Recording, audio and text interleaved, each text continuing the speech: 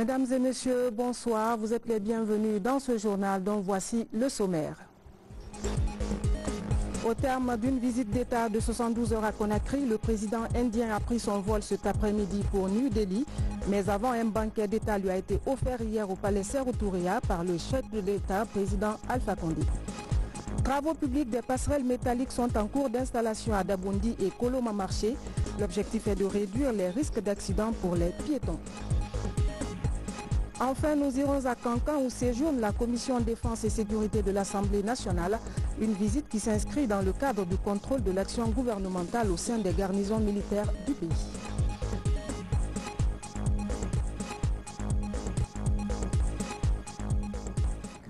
Bienvenue dans cette édition qu'on ouvre avec le banquet d'État offert au président indien. Professeur Alpha Condé et son hôte ont mis l'occasion à profit pour évoquer de nouveaux axes de coopération. Les deux hommes d'État ont également échangé sur plusieurs questions d'actualité. Le point avec Ibrahim Maketa. Après une journée bien remplie dans le cadre du renforcement des liens d'amitié et de coopération, le président de la République, le professeur Alpha Condé, a eu un tête-à-tête ici à Sékou Touria avec le président de la République de l'Inde. Rencontre au cours de laquelle Ratnath Kovind et le professeur Alpha Condé ont de nouveau échangé sur plusieurs questions d'intérêt commun. Juste après, les deux présidents se sont rendus dans la salle des banquets, un banquet offert à l'honneur de son frère et ami de l'Inde. Dans cette même salle, en plus des deux délégations, ils étaient là, diplomates, représentants d'institutions nationales et internationales, ainsi que des hommes d'affaires des deux pays. Un banquet au cours duquel le président de la République, le professeur Alpha Condé, a élevé son hôte au rang de Grand Croix de l'Ordre national du mérite, la plus grande distinction du pays.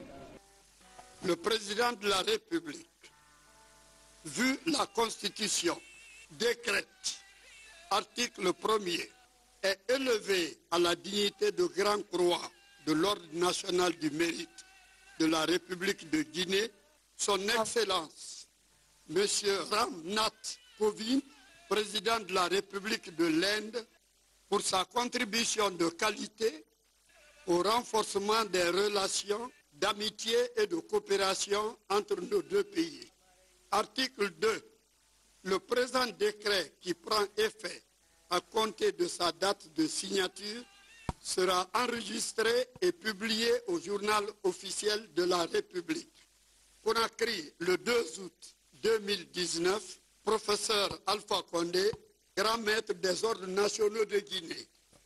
Au nom du président de la République, in the name of the President of the Republic, grand maître des ordres nationaux, Grand Master of National Orders, et en vertu des pouvoirs qui nous sont conférés, and in virtue of powers that have been conferred upon us, nous vous élevons à la dignité de Grand Croix we raise you to the dignity of the Grand Cross de l'Ordre national de la République de Guinée, of the National Order of Merit of the Republic of Guinea.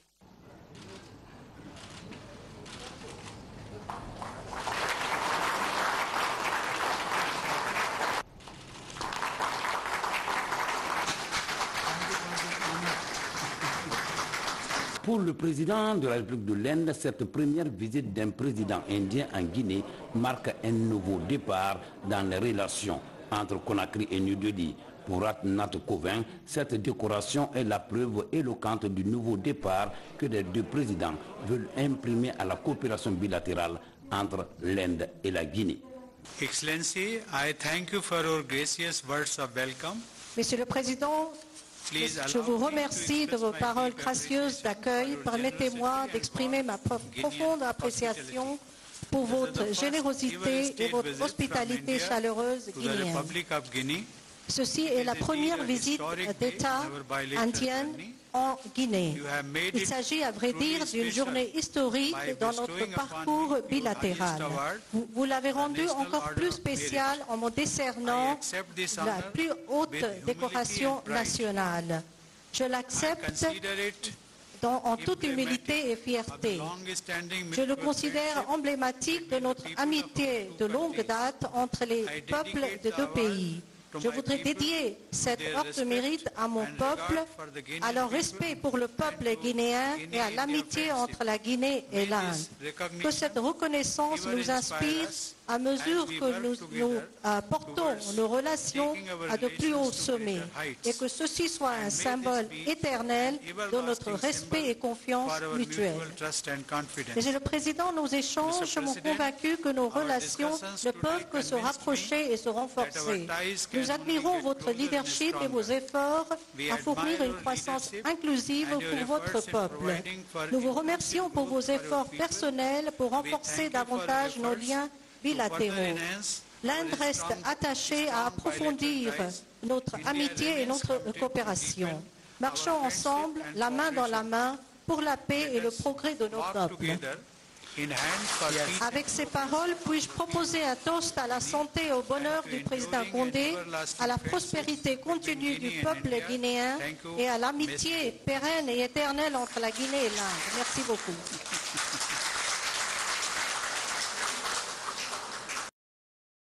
Le président de la République, le professeur Alpha Condé, après avoir remercié le président de l'Inde pour cette visite, a salué la présence d'hommes d'affaires indiens en Guinée avant de mettre l'accent sur cette coopération qui se renforce davantage. Lorsque j'ai été élu, j'ai constaté qu'il y avait très peu d'industriels. On m'a parlé d'un industriel qui avait une très grande usine, donc j'ai décidé d'aller visiter cette usine. Et il se trouvait que c'est l'usine d'un citoyen indien. Donc c'est la première personne que j'ai décorée pour avoir eu le courage de rester au moment où c'était très difficile, où presque tous les gens avaient abandonné la Guinée, d'avoir gardé son usine et de l'avoir développée. À choc. Et j'ai trouvé ici qu'il était inconcevable que la Guinée n'ait pas d'ambassadeur dans un grand pays comme l'Inde. Donc j'ai aussitôt nommé un ambassadeur en Inde. Maintenant, nous avons le plaisir de recevoir l'ambassade de l'Inde depuis janvier avec résidence à Conakry. Donc je suis certain que nos relations vont servir en se renforçant de plus en plus et qu'en dehors de la coopération entre les deux États, nous aurons beaucoup d'investisseurs indiens et aussi de la coopération dans des investisseurs indiens et des investisseurs guinéens. J'ai répondu favorablement à l'invitation que m'a adressée mon cher ami et frère. Ça sera mon deuxième voyage puisque j'étais en Inde en 2015 pour le sommet Inde-Afrique. Donc je lève un toast à l'amitié indienne et guinéenne et surtout longue vie, bonne santé et prospérité à mon cher frère. Et c'est dans une atmosphère détendue avec à la clé l'espoir d'un partenariat gagnant-gagnant au bénéfice des populations que la cérémonie s'est déroulée.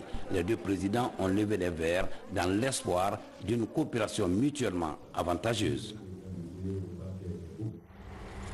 Après 72 heures de visite d'État donc en Guinée, le président indien a pris son vol cet après-midi pour New Delhi. Il a été raccompagné à l'aéroport par son frère et ami, professeur Alpha Condé. Les deux hommes d'État ont eu 3 jours pour passer en revue le niveau des relations entre Conakry et New Delhi. Compte rendu Sansikita. La Guinée et l'Inde sur la voie d'une coopération solide et profonde. Deux pays qui décident d'établir des liens de partenariat stratégique mutuellement bénéfiques dans les domaines des nouvelles technologies de l'information et de la communication, de la médecine traditionnelle et de l'homéopathie, ainsi que des énergies renouvelables. Ramnath Kovind et professeur Alpha Condé ont affiché sans détour leur volonté à collaborer dans ces secteurs clés de la vie et à étendre la coopération dans d'autres domaines importants comme l'agriculture et la formation. L'Inde, un pays dont les indicateurs sont en pleine croissance, à telle enseigne que ce pays est reconnu désormais par la Banque mondiale comme la 6e puissance économique mondiale, avec une population d'1,250 milliard d'habitants. Cette puissance économique est située au sud de l'Asie et offre un paysage varié, avec des pics de l'Himalaya au littoral de l'océan Indien.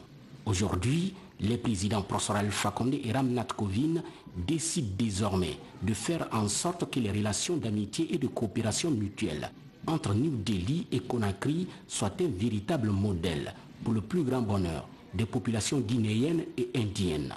La Guinée et l'Inde viennent donc d'ouvrir une nouvelle page dans l'histoire de leurs relations sous la direction des présidents professeur Alpha Condé et Ramnath Kovind. Et c'est la première fois qu'un président indien arrive en Guinée. C'est sur ces notes de satisfaction surtout et d'espoir de voir la Guinée et l'Inde consolider et diversifier leurs relations d'amitié et de coopération que le président indien Ramnath Kovind a pris son vol pour New Delhi. Autre aspect de l'actualité nationale, la Banque nationale d'investissement devrait être opérationnelle très bientôt.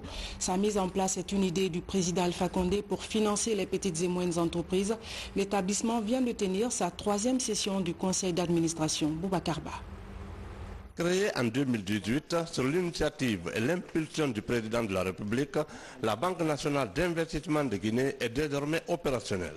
C'est ce résultat qui ressort de la 3e session du conseil d'administration de cette institution tenue cette semaine dans un hôtel de la place. Comme son nom l'indique, la banque d'investissement, unique dans son genre en Guinée, a pour objectif d'assurer la promotion des investissements porteurs de croissance dans le pays, d'accompagner les entrepreneurs guinéens à bénéficier des prêts à des taux préférentiels ne dépassant pas les 10%. Elle compte intervenir dans 5 filières principales comme l'agriculture, l'agro-industrie, la pêche, l'élevage, l'artisanat, la pisciculture et tant d'autres. Des secteurs qui jusque-là sont restés à l'état embryonnaire en raison du fait que les 17 banques présentes chez nous ne s'intéressent qu'aux négoces. Le point inscrit à l'ordre du jour était essentiellement orienté vers ce que je pourrais appeler la vision du président de la République Alpha Condé, faire de la Guinée un îlot de prospérité, augmenter la création de richesses en Guinée. Cette vision se traduit aussi par la volonté de créer des champions guinéens capables de compétir au plan national, au plan régional et au plan international. Ce conseil d'administration s'est tenu en 3 étapes. La première a été consacrée à l'examen du budget de l'institution dont le capital à hauteur de 100 milliards de francs guinéens a été entièrement libéré par l'État, Afriland First Bank et d'autres actionnaires. Ensuite, le conseil a procédé par des débats riches et fructueux à la mise à niveau des membres du comité d'investissement qui devraient jouer un grand rôle dans l'opérationnalisation de la banque, et la 3e étape par la présentation des jeunes cadres formés au Cameroun à l'issue d'un test pour épauler l'administration de la banque dans son fonctionnement. Nous avons compris le vrai rôle que devraient jouer les membres du comité d'investissement. C'est une banque d'investissement et de désinvestissement. Ça veut dire quoi? Ça veut dire tout simplement que la banque va conduire les investisseurs à investir, les accompagner, mais aussi elle va se désengager lorsque les investisseurs seront à maturité. Signalons qu'à l'image des autres banques primaires de la place, la Banque nationale d'investissement de Guinée ne collecte pas de dépôts. L'établissement installera son siège dans un bâtiment en cours de rénovation sur le boulevard du commerce, non loin de l'ambassade de France à Kaloum. Travaux publics des passerelles métalliques à Conakry. 2 sont en cours d'installation à Dabondi et Koloma Marché. L'objectif est de réduire les risques d'accidents pour les piétons. Le financement est assuré par le Fonds d'entretien routier. Reportage Aboubacar Junior Camara. Protéger les citoyens contre les accidents de la circulation et rendre plus facile le trafic routier dans la capitale sont parmi les priorités du gouvernement. 2 passerelles métalliques de 38 mètres linéaires chacune sont en phase d'installation ici au marché de Koloma et à Dabondi 2. Ces ponts métalliques ont des caractéristiques spécifiques adaptées au climat, ce qui donne plus de garantie à ces ouvrages de franchissement préfabriqués et démontables. La hauteur entre la chaussée et le dessous de la passerelle fait 6,16 mètres, entièrement métallique boulonnée. Donc c'est une passerelle à usage piéton qui a été suivie de près par monsieur le ministre et la direction nationale de l'entretien routier. Ce qui était prévu, c'était des IPE de 400 et vous voyez des IPE de 600. Donc avec une épaisseur de 4 cm. Donc c'est un ouvrage très costaud et solide. Les responsables de ces quartiers bénéficiaires exhortent les populations à utiliser ces ouvrages pour limiter les accidents, mais aussi promettent d'ouvrir des canaux d'information et de sensibilisation avec la jeunesse pour leur entretien. Depuis qu'il y a eu autoroute, chacun sait le nombre d'accidents qui s'est passé ici et des accidents extrêmement graves. Je crois qu'aujourd'hui, si nous avons le pont, chacun doit se dire Alhamdulillah Rabbil Alamin, se frotter la figure pour remercier le donateur. Nous ferons tout pour que chacun passe par la passerelle. Avec un délai contractuel de 2 mois, Les travaux sont aujourd'hui exécutés à 80%. Une fois achevés, ces passerelles permettront de réduire considérablement des embouteillages et les citoyens à l'abri des accidents. La promotion de la bonne gouvernance, la gestion durable du capital naturel. Le PNUD passe en revue son implication en faveur des populations de Mamou. Depuis la signature de l'accord de coopération pour la période de 2018 à 2022, l'institution a financé plusieurs projets de développement. Cette rencontre permet de faire le point sur le niveau d'exécution des programmes. Reportage Mamadou Paté-Baldé. Après quelques mois d'exécution du programme d'aide au développement dans la région de Mamou, l'heure est à la capitalisation des acquis 2018-2019. Le gouvernement guinéen et les agences du système des Nations Unies vont définir de nouvelles orientations en faveur du plan de travail 2020-2021. Les trois axes, donc c'est-à-dire la bonne gouvernance, nous avons l'amélioration des conditions de vie de la population guinéenne, à la base surtout. Donc à Mamou, nous avons 2 communes de convergence. Le taux de résultat est très élevé, plus de 50%. Donc si nous prenons, c'est le premier semestre, donc ce qui veut dire que quand nous allons faire la revue annuelle, nous allons atteindre les 100%. Au niveau de Mamou, il y a au constat des premiers éléments de données qui ont été recueillis dans le cadre de ce processus, il y a lieu d'avoir de la satisfaction et d'être optimiste quant à l'atteinte prochaine des objectifs qui ont été fixés pour cette année dans la région. Les Nations Unies sont présentes dans la région de Mamou et interviennent à plusieurs niveaux et apportent à travers leur plan conjoint des contributions conséquentes au plan national de développement économique et social du gouvernement qui a accompagné vers l'atteinte des objectifs de développement durable par le système et d'autres partenaires d'ailleurs. Piloté par le ministère de la Coopération et de l'Intégration africaine, les plans opérationnels de travail du système des Nations Unies 2019 couvrent les secteurs sociaux de base, de la jeunesse, de la protection de la femme et de l'enfant. Dans ces domaines, des résultats encourageants ont été enregistrés sur le terrain grâce à l'unité centrale de coordination des interventions appuyée par les différents services techniques. Si nous prenons l'exemple sur Ourekaba, l'ATPC, tout le monde connaît aujourd'hui l'impact de l'assainissement et que vraiment ça peut diminuer les maladies hydriques et les communautés en sont conscients.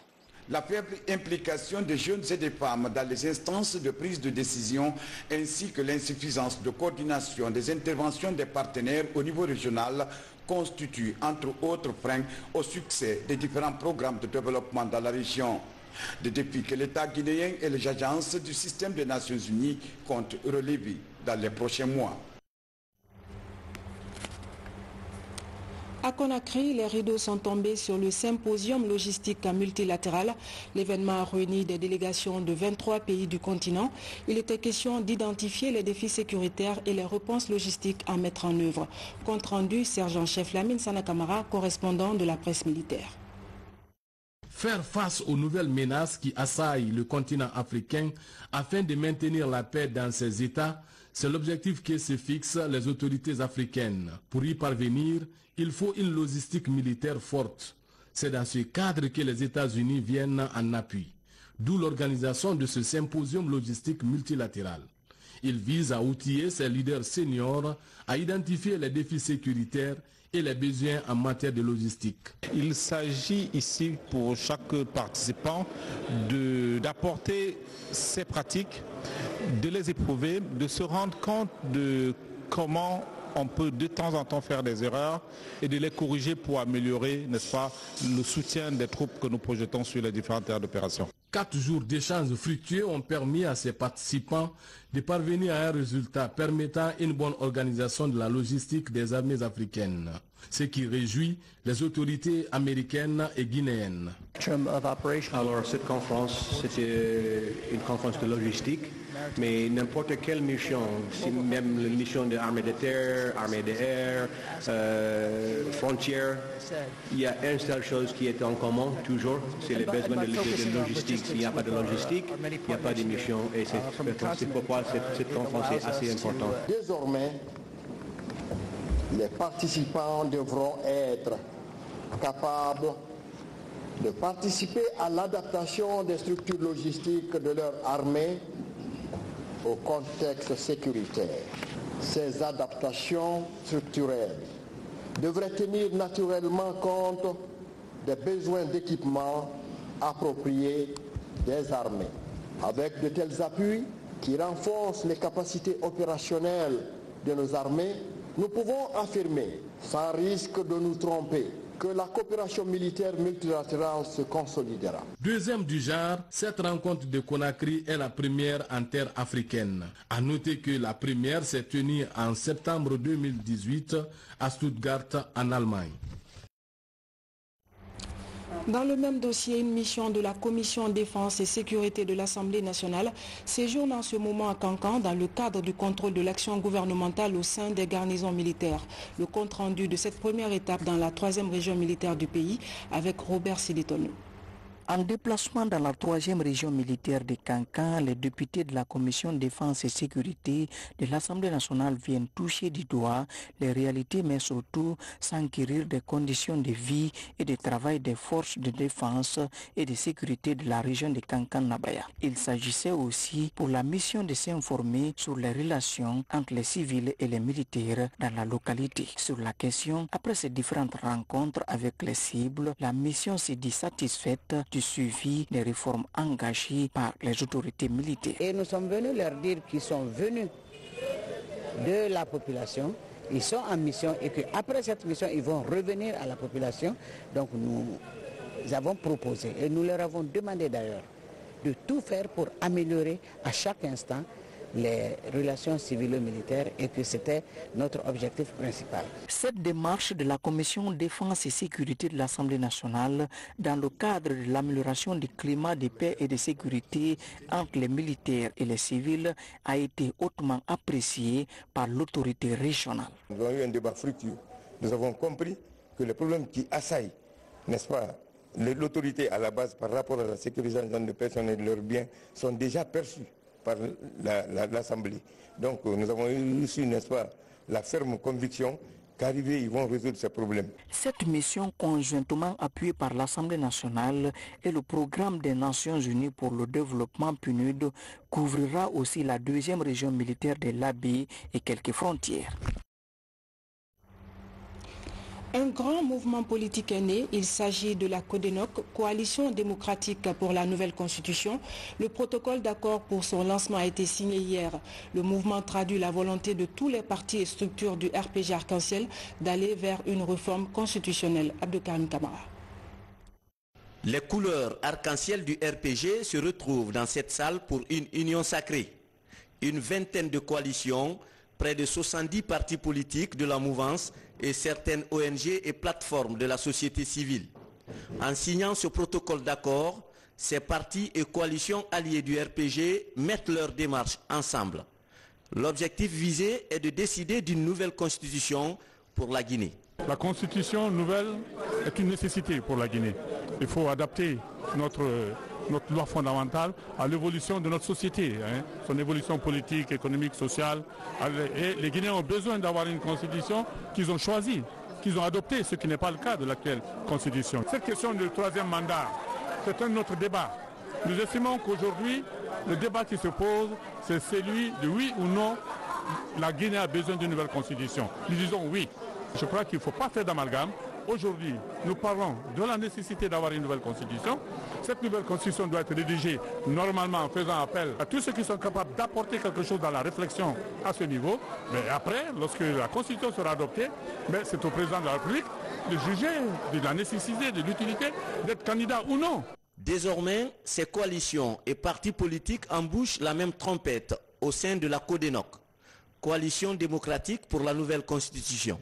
Convaincus du droit inaliénable des peuples à disposer d'eux-mêmes et de leurs ressources, ainsi que de la primauté de la souveraineté populaire sur toute autre norme ou institution. Considérant que les conditions dans lesquelles la Constitution du 7 mai 2010 a été mise en œuvre ne lui confèrent pas toute la légitimité d'une loi fondamentale en laquelle toutes les Guinéens et tous les Guinéens se reconnaissent. Convaincu de nombreuses anomalies, incohérences et insuffisances qui caractérisent le texte de 7 mai 2010, interpellé par les nouveaux enjeux nationaux et mondiaux en matière politique, sociale, technologique, environnementale et économique, conscient de la nécessité de mettre en place des institutions et des mécanismes politiques efficaces et pragmatiques, capables de promouvoir le progrès économique et le bien-être social, déterminé à unir les Guinéens au-delà des considérations régionales, ethniques, confessionnelles et de genre, afin de renforcer la cohésion sociale, promouvoir l'unité nationale et bâtir des institutions plus légitimes, plus crédibles au service des citoyens et du développement national. Désirer de partager par des voies pacifiques, démocratiques et tolérantes à l'émergence d'une Guinée unie et prospère, saluant le courage du peuple de Guinée et de sa volonté clairement affirmée de s'opposer à toute pratique d'exclusion, d'ostracisme, d'ethnocentrisme et de népotisme et de division. Témoin de l'élan populaire en faveur de nouvelles constitutions qui s'exprime et se manifeste davantage chaque jour en Guinée et partout à travers le monde où il y a des citoyens guinéens présents. Informé des propositions de changement, d'amendement, d'amélioration qui proviennent de toutes les composantes de la société guinéenne, annonçons la création de la coalition démocratique pour une nouvelle constitution qui a pour sigle CODENOC.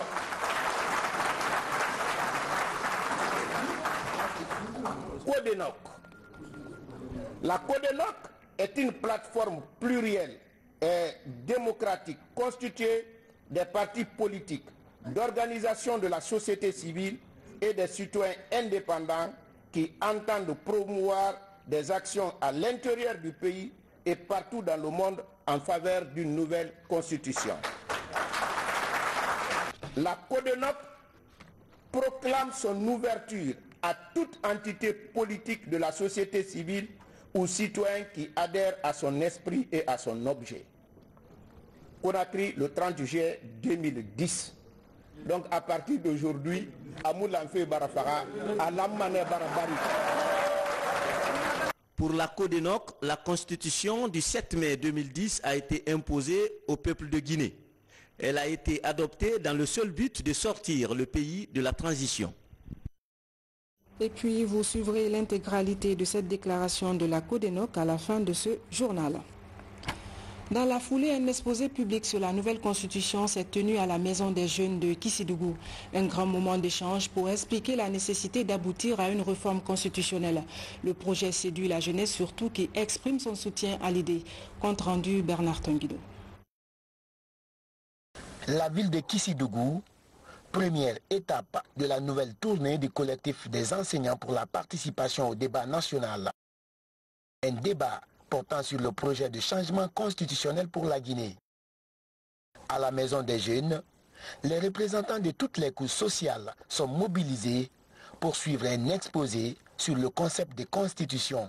Après les universités, nous avons décidé donc d'orienter nos communications dans les maisons des jeunes sur toute l'année du territoire national. L'objectif principal de ça, c'est d'élargir la communication. Nous avons fait les universités, mais il y a une partie importante de la jeunesse, des femmes, des jeunes non éclairés, alors dans les quartiers. Donc nous avons décidé de rencontrer les jeunes, les citoyens lambda, dans les maisons des jeunes pour parler de cette constitution et le changement constitutionnel, le débat qui est actuellement en cours dans notre pays. L'exposé a abordé plusieurs volets, notamment les insuffisances de l'actuelle constitution et les nouvelles dispositions à consacrer à travers les prochains textes de loi. Le message est traduit en langue du terroir. Plusieurs citoyens sont édifiés sur le concept. Je connaissais que la constitution actuelle a beaucoup d'anomalies, mais précisément où et où je pouvais identifier quelques-uns, mais vraiment l'exposé d'aujourd'hui m'a permis vraiment, je peux parler maintenant de la constitution à n'importe quelle heure, à n'importe qui. À l'issue de cette conférence-là, j'ai été éclairé qu'il y a nécessité, qu'il y a opportunité de procéder à un changement constitutionnel. Après Kissidougou, le périple se poursuivra dans d'autres villes du pays pour échanger avec les populations sur le concept des constitutions et les nécessités de l'adoption de nouveaux textes de loi pour le développement du pays. À Beila aussi, on dit oui au projet d'une nouvelle constitution, un soutien apporté par l'association des syndicats, la CNTG et l'Union des transporteurs indépendants et taxi-moto de la région forestière. Un grand mouvement de soutien à la gouvernance actuelle. Reportage Moussa Bangoura. Du rond-point principal de la ville à la place des Martyrs, en passant par l'hôpital préfectoral, la gendarmerie et la radio rurale, un carnaval géant mobilise l'ensemble des acteurs du secteur des transports, chauffeurs, locataires, chargeurs et syndicalistes autour d'une même cause. Ce spécial monstre de moto-taxi, minibus, camions et même des chevaux a animé la ville. Les organisateurs, eux, lors du meeting qui a suivi, ont magnifié les efforts du président Alpha Condé. La préfecture de Beila se réjouit d'avoir bénéficié en peu de temps du bitumage de la route Beila-Zérékoué, le démarrage des travaux de bitumage de la voirie urbaine, la construction d'un réseau électrique à travers une centrale thermique, la construction de bonnes fontaines, le démarrage des travaux de refofilage des routes Beila-Senko, Moussa-Samana, Senko-Fouala, Karala-Diasso. Le financement des PAI de nos 14 communes à hauteur de plus de 18 milliards à l'auto-P7, lisse est loin d'être exhaustive. Monsieur le préfet, monsieur le maire, mesdames et messieurs, si nous reconnaissons les efforts de l'actuel gouvernement pour le développement de notre pays, nous devrons le traduire par notre profonde gratitude à l'endroit du président de la République, le professeur Alpha Condé, pour son engagement politique de bâtir une Guinée forte et prospère. À cause de son bilan hautement positif, nous devrons soutenir toutes les réformes qu'il envisage pour transformer notre pays et le hisser parmi les pays émergents à travers le projet de nouvelle constitution. Car il est reconnu qu'on ne change pas une équipe qui gagne si on veut de l'avant.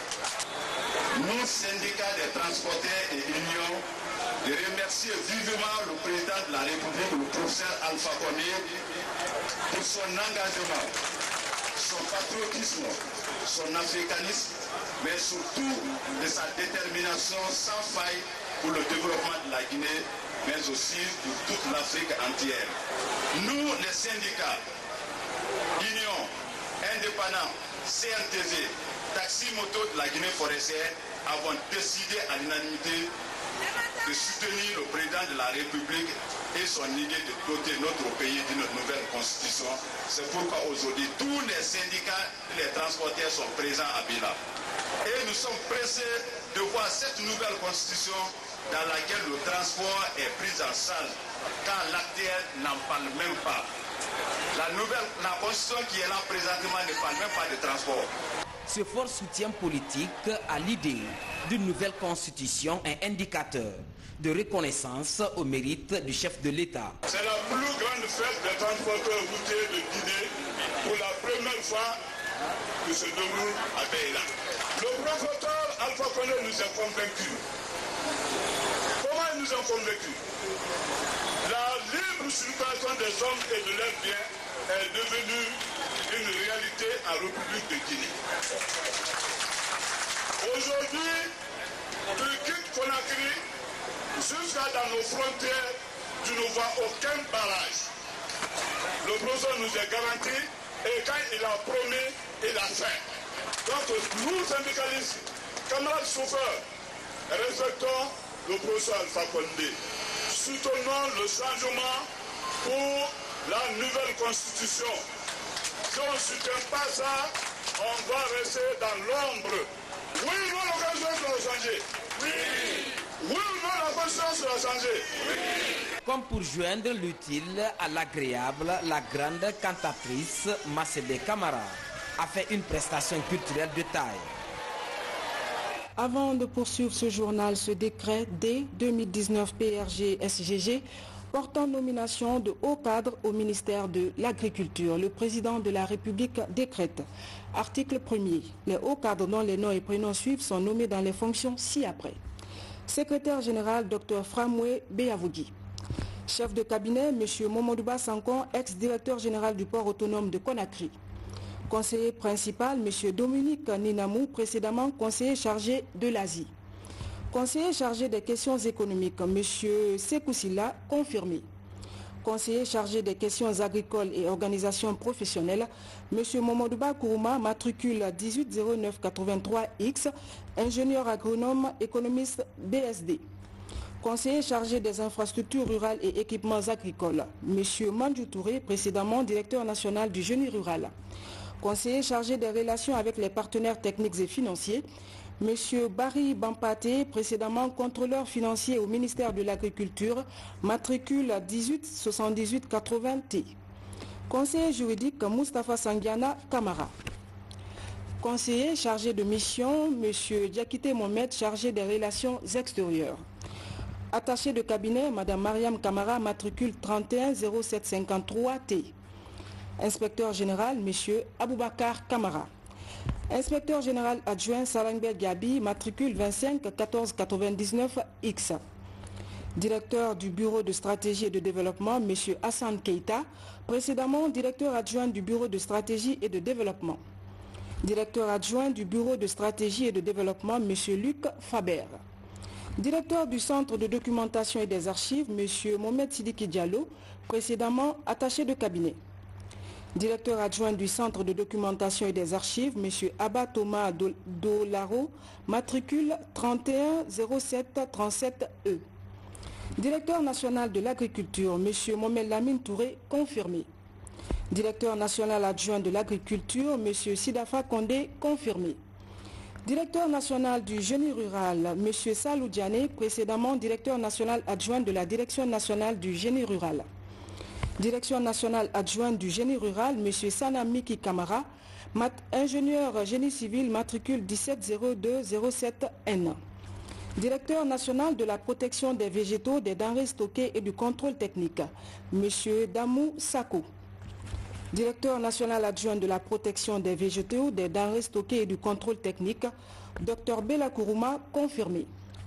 Directeur national du Fonds rural et de la protection du patrimoine, M. Sadou Bari, confirmé. Directeur national adjoint du Fonds rural et de la protection du patrimoine, M. Fodé Karamo Traoré, matricule 284022W, précédemment chef du laboratoire Sénasol. Directrice du service national du conditionnement des produits agricoles, Mme Antoinette Abba, en service à l'IRAG. Directrice nationale du service national du conditionnement des produits agricoles, Mme Mbalou Fofana, matricule 189631A, en service au ministère de la décentralisation et de l'administration du territoire. Directeur du service national des sols, M. Yaya Sako, confirmé. Directrice adjointe du service national des sols, Mme Aïssatou Tarandiallo, confirmé. Directeur du centre de perfectionnement en machinisme agricole, M. Mathieu Kondé, confirmé. Directeur adjoint du centre de perfectionnement en machinisme agricole, M. Abdoulaye Ben Bari, ingénieur machiniste en service au CEPERMAG. Directeur général de l'Institut de recherche agronomique de Guinée, Dr Sawa Kamara. Directeur général adjoint de l'Institut de recherche agronomique de Guinée-Irak, Dr Bilo Bari, confirmé. Directeur général de l'Agence nationale de la promotion rurale et du conseil agricole, M. Ali Kondé, confirmé. Directeur général adjoint de l'Agence nationale de la promotion rurale et du conseil agricole, Dr Bernard Mansaré, confirmé. Directeur général de l'Agence nationale des statistiques agricoles et alimentaires, M. Aboubakar Kamara, confirmé. Directeur général adjoint de l'Agence nationale des statistiques agricoles et alimentaires, M. Moussa Doumbouya, statisticien précédemment en service à l'INSEE. Directeur général du Fonds de développement agricole, M. Sekoudou Bereti. Directeur général adjoint du Fonds de développement agricole, M. Amara Keita, matricule 102843M. Directeur général de la Société guinéenne de palmiers à huile EVA, M. Michel Bemi. Article 2, le présent décret qui prend effet à compter de sa date de signature sera enregistré et publié au journal officiel de la République. Conakry le 3 août 2019, signé professeur Alpha Condé. Et ce journal se poursuit. Hadja 2019, les pèlerins guinéens continuent à rallier les lieux saints de l'islam. Pour le moment, c'est la visite des sites touristiques cités dans l'histoire de la religion musulmane comme le mont Arafat. Suivez le reportage de notre envoyé spécial Adi Kamara. À part les actes d'adoration, le pèlerinage nous fait découvrir des vestiges ou des sites qui marquent la vie du prophète Mohammed, paix et salut sur lui. Il s'agit par exemple de cette montagne communément appelée Jabal Nour ou la montagne de la lumière. C'est ici que le Coran fut révélé au prophète Mohammed bin Abdallah, paix et salut sur lui. Iqra, Mohammed lit, c'est dans la sourate Al-Alaq. Au sommet, l'ange Gabriel est venu le voir. Il a dit, Mohamed, il faut lire au nom d'Allah, au nom de Dieu qui a créé l'homme. À quelques 4 km de là, nous voici au mont Arafat, au Jabal Rahman. Il est composé de grandes roches dures et fragmentées, séparées les unes des autres. Le site est à l'est du territoire Arafat. Il fait 65 mètres de hauteur. Selon un hadith, le prophète a dit Al-Hajju al-Arafat. Le Hajj, c'est Arafat. Voilà pourquoi la visite du mont Arafat est d'une importance incommensurable. Notre plaque qui est en face de nous, que ça divise le monde en deux. De l'autre côté, c'est ici notre grand-père Adam et Ève se sont rencontrés ici. Et c'est ici qu'ils se sont séparés encore. Ici, là, il ne faut pas que les pèlerins pensent qu'il faut venir par la force ou le jour de Hajj, il faut venir jusqu'ici. Non, le jour de Arafat, qu'on dit Arafat, ça veut dire tous les pèlerins du monde viendront dans ce cercle. Voir ces cavernes, voir ces montagnes, et l'histoire du serpent qui a mordu un compagnon du prophète et voir les conditions de vie, et à ce moment, je vous assure que c'est une merveille de la religion. Notre foi religieuse est de plus galvanisée, que nous devons mettre à profit cette foi pour amener la cohésion et la paix en République de Guinée. Il s'agit de choisir de faire des invocations à proximité de la balise, lever les mains en sa direction, formuler des prières et des bénédictions pour qu'Allah pardonne nos péchés, guérisse nos maladies, nous épargne de la souffrance, nous aide à avoir des enfants utiles à la nation et amène la stabilité dans notre pays. Autre sujet, la diaspora se donne rendez-vous à Bruxelles dans 2 semaines pour célébrer la Guinée en Belgique. L'événement est intitulé Guinée Events et sera animé par les plus grosses pointures de la musique guinéenne actuelle. Plusieurs activités sont annoncées au programme. Reportage Carlos Mandialo. L'événement va réunir plus de 500 participants dans la capitale belge, au Birmingham Palace, en vue de donner, loin des clichés, l'image d'une Guinée au fort potentiel culturel, touristique et économique. Une contribution d'un des Guinéens de la diaspora souhaitant mieux faire connaître son pays et participer au développement socio-économique de la nation. J'ai d'abord commencé par lancer la première web-série guinéenne Eldorado qui parle de l'immigration à Bruxelles.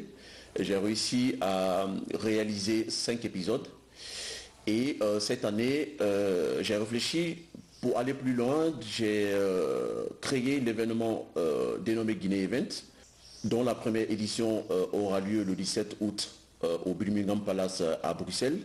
L'événement est composé de diverses activités culturelles dont le cinéma, le théâtre, la musique et la mode. Et les œuvres qui seront présentées pour cette première édition, ce sont des œuvres réalisées par des Guinéens qui vivent en Guinée et ceux de la diaspora. La première édition de Guinée Events fera aussi place au 7e art avec la projection de 2 films, dont Femmes migrantes, réalisés par l'organisateur, tout aussi impliqué dans la question de lutte contre la migration irrégulière. Un événement d'une envergure importante où d'autres communautés africaines, européennes, asiatiques et américaines auront l'opportunité de découvrir la Guinée à travers sa culture. Nous avons bien évolué dans les préparatifs. Je profite aussi de cette occasion pour lancer un appel à toutes les bonnes volontés, aux partenaires, aux sponsors. Soutenir Guinée Events, c'est donner la chance à des jeunes artistes de se produire sur scène. Avec Guinée Events, Arthur Collier nourrit de grandes ambitions. Il compte en faire un instrument important de valorisation de la culture guinéenne à travers le monde. Après Bruxelles, d'autres éditions seront organisées dans d'autres grandes capitales sur tous les continents. Et puis le contrat de gestion de la société PMU Guinée par la société Winia arrive à terme. Le pari mutuel urbain est désormais dans les mains de la LONAGUI, Loterie nationale de Guinée. Pour l'exploitation officielle du PMU, un grand carnaval a été organisé ce samedi à Kalouma. Maurice Sidibé. Après 10 ans de gestion par la société Winia, le pari mutuel urbain PMU Guinée tombe désormais dans le portefeuille de la LONAGUI. Beaucoup de manquements ont été constatés dans la gestion de Winia par la Loterie nationale de Guinée. La reprise de la gestion du PMU Guinée par la LONAGUI va faciliter le relèvement du niveau de mobilisation des recettes publiques générées par ces jeux de hasard. Ce carnaval géant marque officiellement le début de l'exploitation de la société. Partout ailleurs, c'est l'État qui exploite les jeux. Voilà, donc il n'y a pas de raison. À terme de la concession de Winia, il n'y a pas eu de rupture abusive, comme ils le racontent partout. On a attendu 10 ans. Avec tous ces manquements, on s'est dit quand même, on laisse que la concession arrive à terme. Donc la concession arrive à terme demain dimanche 4 août 2019. Donc la LONAGUI a pris ses responsabilités pour reprendre l'exploitation du PMU. Les responsables de la LONAGUI invitent tous les anciens travailleurs du PMU Guinée à la sérénité et rassurent qu'aucun employé ne sera licencié. L'organe chargé désormais de l'exploitation du pari mutuel urbain dit avoir pris des dispositions techniques, administratives et logistiques à Conakry et partout à l'intérieur du pays. Aujourd'hui, tous les revendeurs, plus de 600 revendeurs ont signé avec nous la LONAGUI.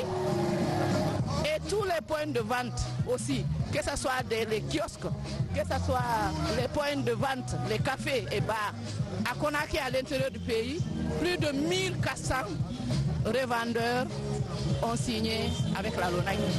Donc on est fin prêt, lundi 5 août, à exploiter le produit PMU. Certains partenaires de la LONAGUI, comme l'Office guinéen de la publicité, entendent apporter les appuis nécessaires afin de répondre aux attentes du gouvernement dans la mobilisation et la sécurisation des ressources financières publiques en faveur des projets de développement économique du pays.